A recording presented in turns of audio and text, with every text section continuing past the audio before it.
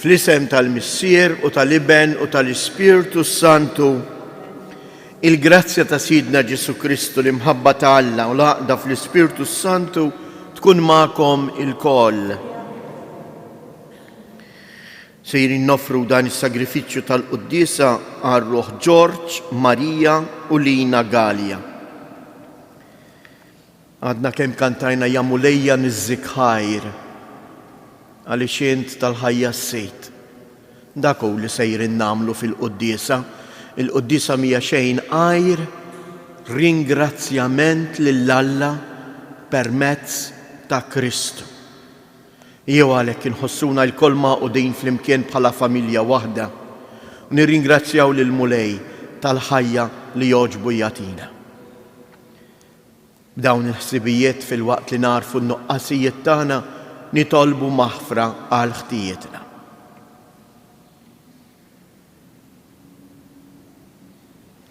Mulej ħniena, Kristu ħniena, mulej ħniena. Iħenna lina Alla li jista' kollox jaħfrilna dnubietna u jwassalna għal ħajja ta' dejjem. Nitolbu. Mulej Alla tagħna, għatina li nqimu lilek bruħna kollha u li nħobbu lil kulħadd b'imħabba spiritwali. Bibnek Ġesu Kristu Sidna li hu Alla u li miegħek jgħix u jsaltan flimkien mal-Ispirtu Santu għal dejjem ta' dejjem.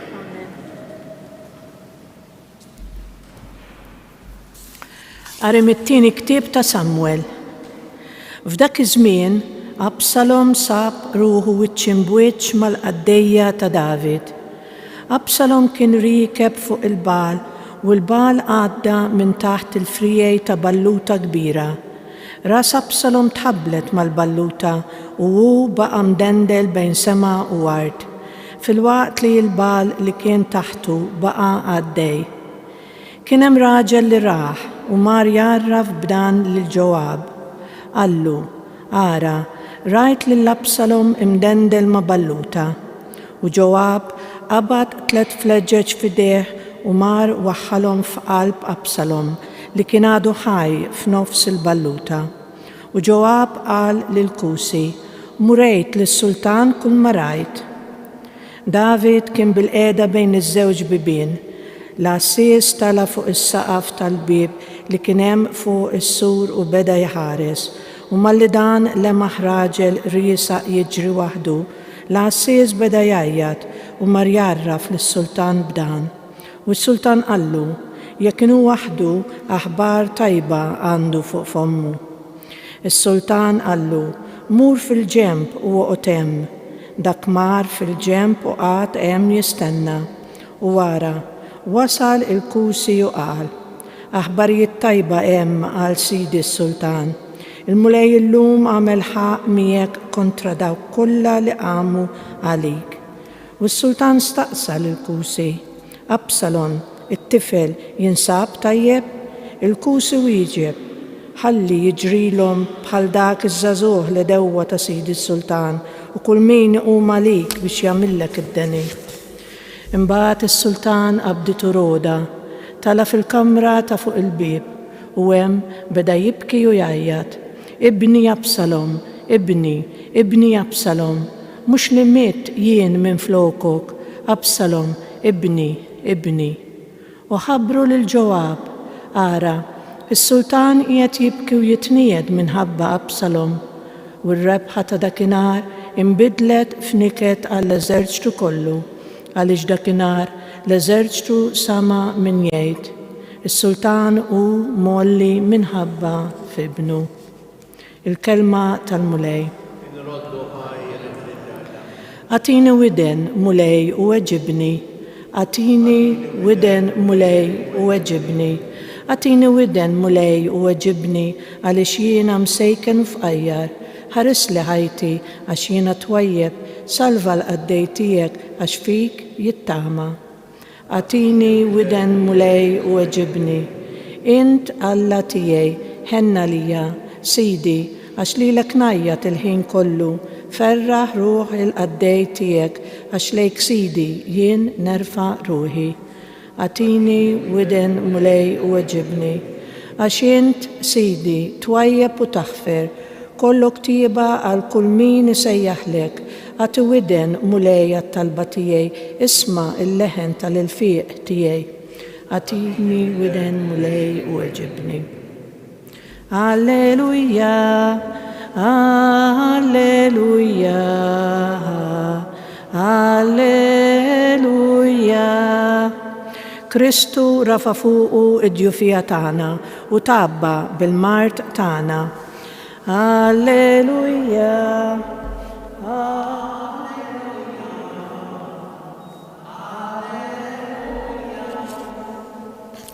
Il-mulej ma'kom. Qari mill-Evanġelju skont San Mark. F'dak iż-żmien, wara li Ġesu qasam bid-dgħajsa għax-xatt ieħor waqt li kien ħdejn il-baħar, imġabbret madwaru kotra kbira ta' nies. U ġie wieħed mill-kapijiet tas-sinagoga jismu Ġajru. Dan malli raħ inxteħed f'riġlejh u talbu ħafna u qallu: binti iż-żgħira waslet fl-aħħar, ejja qiegħed idejk fuqha ħalli tfieq u tgħix. U Ġesu telaq miegħu b'kotra kbira mixja warajh, kulħadd iross fuqu. U kien hemm mara li kien ilha 12-il sena sħaħ dbati mit-tnixxija tad-demm. Kienet batit wisq ħafna taħt ħafna tobba u nafqet kull ma kellha, mhux biss ma swila xejn, imma talli marret għall-ar. Meta semet b'Ġesu ġiet qalb il-folla, resqet minn warajh u mestitlu il-mantar għax qalet: jekk immiss imqar il-mantar tiegħu inkun imfejqa. F'daqqa waħda it-tnixxija tad-demm waqfet ilha u ġewwa fija ħasset li kienet fieqet mill-marda tagħha. Ġesu minnu fih intebaħ bil-qawwa li ħarġet minnu u dar lejn il-kotra u staqsa: min mesli il-maltar? Id-dixxipli tiegħu qalulu: qed tara dawn in-nies kollha irossu madwarek u tistaqsi min messni? U hu beda jħares madwaru biex jaqra jilmaħx lil dik li kienet għamlet dan. Imbagħad il-mara tirtod bil-biża' għax għarfet x'kien ġrala, resqet, inxteħtet f'riġlejh u stqarritlu is-sewwa kollu. Qalilha: binti, il-fidi tiegħek fejqitek, mur bisliem u kun imfejqa mill-marda tiegħek. Kif kien għadu jitkellem, waslu xi wħud mid-dar tal-kap tas-sinagoga u lil dan qalulu: bintek mietet, għalfejn tħabbtu iżjed lill-imgħallem.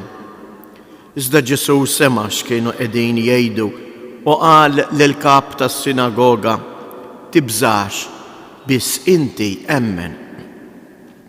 U ma ħalla lil ħadd imur miegħu, ħlief lil Pietru, il-Ġagbu u lil Ġwanni uħu Ġagbu. Waslu id-dar tal-kap tas-sinagoga u ra storbju sħiħ u nies jibku u jixru. Daħal u qalilhom: dan l-istorbju u dan il-biki għalfejn? It-tfajla mhijiex mejta imma rieqda. U qabdu jiddieħku bih. Imma hu keċċihom il-koll mill-barra, ħamijew il-missier it-tfajla u l-omma u lil dawk li kienu miegħu u daħal fejn kienet it-tfajla. Qabdilha ida u qalilha: talita jiġifieri tfajla qiegħed ngħidlek Minnu fih it-tfajla qamet u qabdet timxi għax kellha 12-il sena. U baqgħu mibluwejn bil-għaġeb u hu issihom bisħieħ biex ma jkun jaf bih ħadd u qalilhom: jagħtuha tikol. Il-kelma tal-mulej.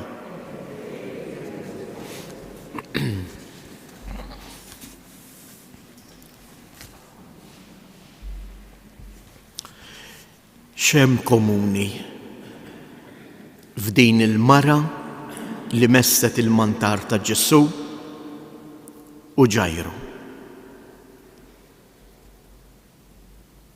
il-fidi jeżies. Jekk tintebbu interessanti, San Mark f'din il-kitba tal-Vanġelu jistqarċa rotond u jiktibha darbtejn l-espressjoni in-nies kienet tross fuqu.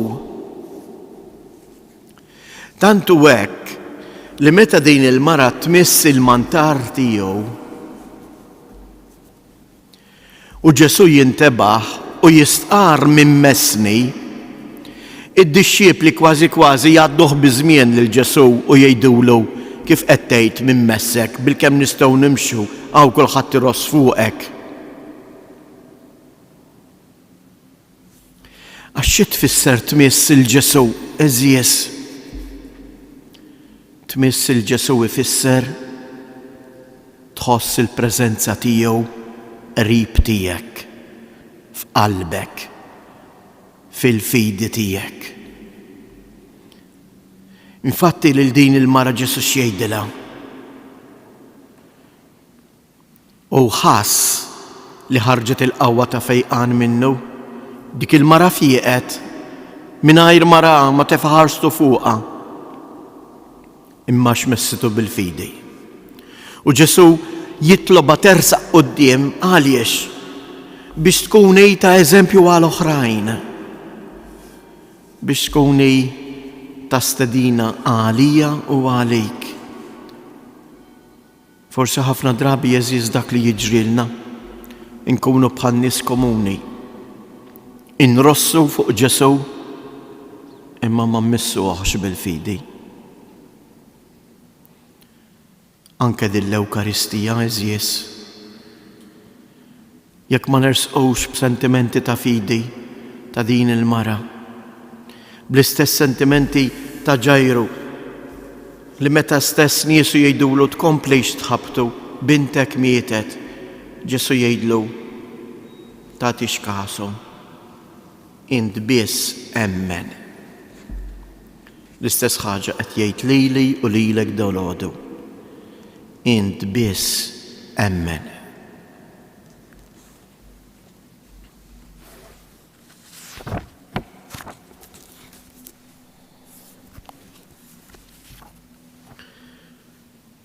Ħuti jeżies, Alla jara xem fil-moħbi, fil-qalb ta' kull wieħed u waħda minna. Ejjew għalhekk dalgħodu inresqulu it-talbiet tagħna bħalma ressaq Ġajru it-talba tiegħu. Mulej, inti trid li l-Knisja tidher quddiemek dejjem aktar sabiħa bla tikmixa jew teba, mexxija u qawwija. Ħalli kull mammet idur lejk bindiema u bsoba nitolbu. Nitolbuk mulej għal paċi, partikolarment bejn ir-Russja u l-Ukranja. Ħalli ma tibbiċ gwerra ġdida, imma jaħdmu ħajsibu soluzzjoni ftehim u s-saltan dejjem fost il-popli kollha il-paċi. Nitolbu. Nitolbuk mulej għal dawk ħotna li qegħdin iħossuhom imtaqlejn bl-inġustizzi, bil-mart, bid-batija. Għamel li huma iħossu il-preżenza tiegħek. Nitolbu. Għalina il-koll li qegħdin nieħdu sehem f'din l-Ewkaristija biex din l-Ewkaristija tkun tassew laqa tagħna miegħek. Nitolbu. Tolbuk mulej biex minn dan is-santwarju għażiż tkompli tbierek il-familji tagħna. Għati l-għajnuna meħtieġa lill-morda u lil dawk kollha li jduru bihom. Għamel li l-fidi tagħna tkun kbira. Nitolbu.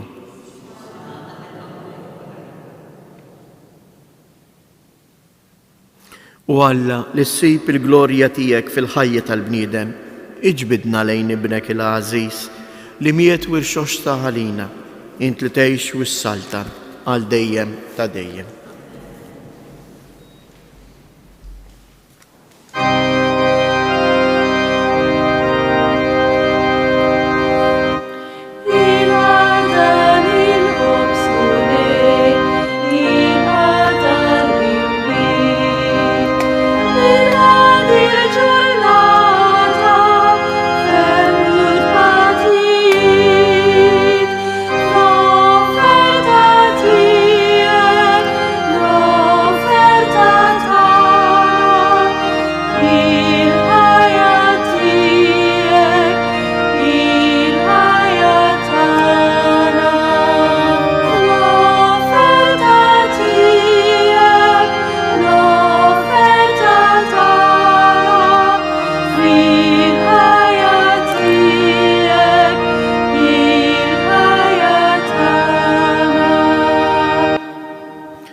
Nitolbu ħuti biex dan is-sagrifiċċju tiegħi u tagħkom ikun jogħġob lil Alla l-Missier li jista' kollox.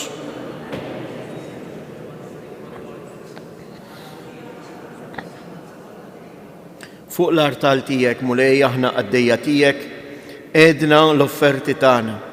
Fil-ħnina tiegħek ilqaħħom u għamilhom is-sagrament tal-fidwa tagħna bi Kristus Siedna. Il-mulej magħkom. Nerfu lubna il-fuq, nizzoħajr lil-mulej Alla tagħna. Sewwa u xieraq tas-sew Missier Qaddejs, tajjeb u taġi tas-salvazzjoni tagħna li dejjem u kullimkien inroddulek ħajr bibnek il-Għażiż Ġesu Kristu. Il-verb tiegħek li bih għamilt kollox, li inti battulna bħala Salvatur u feddej, magħmul bniedem mill-Ispirtu Santu u imwielet minn Marija Verġni. U għatem ir-rieda tiegħek u kiseb għalik poplu Qaddejs u fil-passjoni tiegħu fetaħ idejh fuq is-salib biex iħolna mill-irbit tal-mewt u jurina il-qawmien għal ħajja. Għalhekk flimkien mal-anġli u l-qaddisin kollha inxandru il-glorja tiegħek u bleħen wieħed intennu. Qaddejs, Qaddejs, Qaddejs, mulej Alla tal-eżerċiti, ismewwitu l-art mimlija bil-glorja tiegħek, osanna fl-ola ta' smewijiet, imbirek minn ġej fisem il-mulej, osanna fil-oli ta' smewijiet. Qaddejs ta' sewint mulej, inti l-għajn ta' kull qdusija. Qaddes għalek nitolbu dawn l-offerti bil-barka tal-Ispirtu tiegħek biex isiru għalina il-ġisem u id-dem ta' Siedna Ġesu Kristu, li meta kien se jingħata biex mir-rajħ ibati ħal ħobs radd il-ħajr qasam tal id-dixxipli tiegħu u qal: ħudu u kulu il-koll minn dan, għax dan huwa ġismi li jingħata għalikom.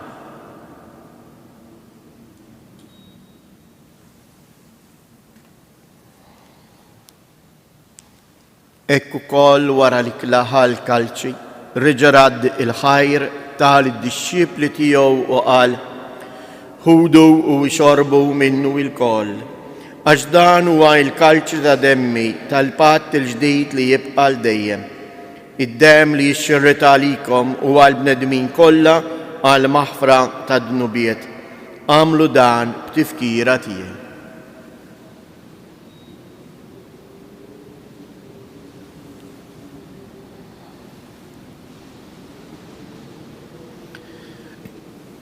Danu il-misteru tal-fidi, inħabru l-mewt tiegħek mulej, inxandru bil-ferħ il-qawmien tiegħek, nistennewk sa ma tiġi fil-glorja. Għalhekk aħna u nagħmlu dan b'tifkira tal-mewt u l-qawmien ta' Siedna Ġesu Kristu, nofrulek mulej il-ħobs tal-ħajja u l-kalċi tas-salvazzjoni u inroddulek ħajr għaliex oġbok tilqana hawn quddiemek biex naqduk. U miċċa kontanna nitolbu li l-Ispirtu Santu jaqadna f'ġisem wieħed lilna li nieħdu sem mill-ġisem u id-dem ta' Kristu. Ftakar mulej fil-Knisja tiegħek imxerda mad-dinja kollha u ittaqa' fl-imħabba flimkien mal-Papa Franġisku, mal-Isqof tagħna Anton, l-isqfijiet u l-ministri tiegħek kollha. Ftakar ukoll fħutna li raqdu bit-tama tal-qawmien. Ftakar fil-mejtin kollha, daħħalhom quddiemek fid-dawl tas-sebħ tiegħek. Ħenna lina l-koll nitolbuk, għati lilna wkoll il-wirt tal-ħajja ta' dejjem flimkien mal-Verġni mqaddsom Malla Marija, ma' San Ġusepp, l-Apostli u l-Qaddisin kollha li jgħixu fil-ħbiberija tiegħek sa mill-bidu tad-dinja. Għamil li magħhom infaħruk u insebħuk b'Ġesu Kristu ibnek. Bi Kristu, ma' Kristu u fi Kristu. Jingħata lilek Alla Missier li tista' kollox, flimkien mal-Ispirtu Santu, kull ġieħu glorja għal dejjem ta' dejjem. Ejjew nitolbu, kif għallimna u ridna nagħmlu li bent Alla għas-salvazzjoni tagħna. Missierna li inti fis-smawiet, jitqaddes ismek, tiġi saltnatek, ikun li tritient kif is-sema ekda fl-art. Ħobżna ta' kuljum matina llum, aħfrilna dnubietna, bħalma naħfru lil minuħati għalina, u la ddaħalniex fit-tiġrib iżda eħlisna mid-deni. Eħlisna nitolbuk murej minn kull deni. Atina fit-tiba u l-ħnina tiegħek il-paċi fi żmienna, biex inkunu ħielsa dejjem mid-dnub, imħarsa minn kull inkwiet, aħna u nistennew u nittamaw ilejna u l-miġja tas-Salvatur tagħna Ġesu Kristu. Murej Ġesu Kristu li jgħid lill-apostli tiegħek inħallilkom isliem nagħtikom isliem tiegħi, la tħares lejn nubietna, iżda ħares lejn il-fidi tal-Knisja tiegħek. Għatija isliem u laqda li jint trid fija, int li tgħix wis-saltan għal dejjem ta' dejjem. Il-paċi tal-mulej tkun dejjem magħkom. Għatu l-paċi lil xulxin.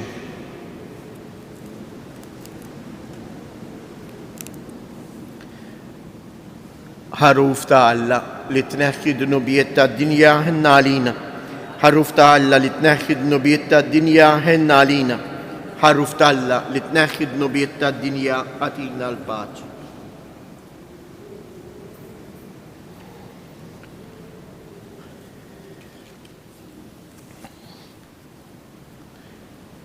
Danu l-ħaruf ta' Alla, danu li jneħħi d-nubiet ta' dinja. Ħin jindawk li huma mistiedna għall-ikla tal-ħaruf. Mulej ma jsoqlix tħol taħt is-saf tiegħi, iżdejt kelma waħda u ruħi tkun infejqa.